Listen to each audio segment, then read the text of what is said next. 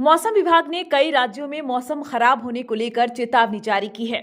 इसके तहत कई राज्यों में बारिश, आंधी की गतिविधियां देखी जा सकती हैं। भारत मौसम विज्ञान विभाग द्वारा जारी एक पूर्वानुमान में चक्रवाती तूफान आने की आशंका जताई गई है। आईएमडी ने कहा है कि 3 दिसंबर के आसपास बंगाल की दक्षिण पश्चिम खाड़ी के ऊपर एक चक्रवाती तूफान आने की संभावना है। हालांकि इसका असर ओडिशा तक जाने की संभावना नहीं है। आईएमडी ने कहा है कि संभावित चक्रवात के प्रभाव का आकलन शुक्रवार को समुद्र में दबाव बनने के बाद ही किया जा सकता है।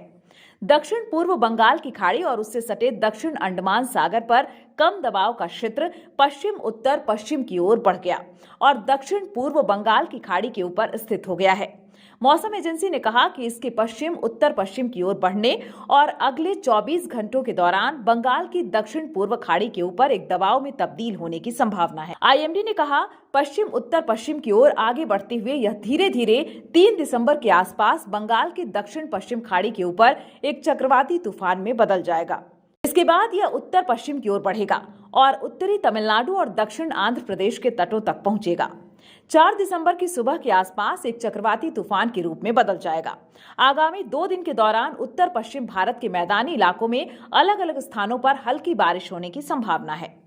अगले 2 दिन के दौरान पश्चिमी मध्य प्रदेश, अगले 3 दिनों के दौरान पूर्वी मध्य प्रदेश और अगले 24 घंटों के दौरान विदर्भ में, अगले 2 दिन के दौरान पश्चिमी मध्य प्रदेश, अगले 3 दिनों के दौरान पूर्वी मध्य प्रदेश और अगले 24 घंटों के दौरान विदर्भ में अलग अलग स्थानों पर गरज और चमक के साथ हल्की से मध्यम, छिटपुट से लेकर अत्यधिक बारिश होने की संभावना है। अगले 2 दिनों के दौरान महाराष्ट्र, मराठवाड़ा में अलग अलग जगहों पर गरज के साथ हल्की से मध्यम बारिश होने की संभावना है। मौसम विभाग ने लोगों से अपील की है कि वे मौसम की स्थिति पर ध्यान रखें और सुरक्षित रहें।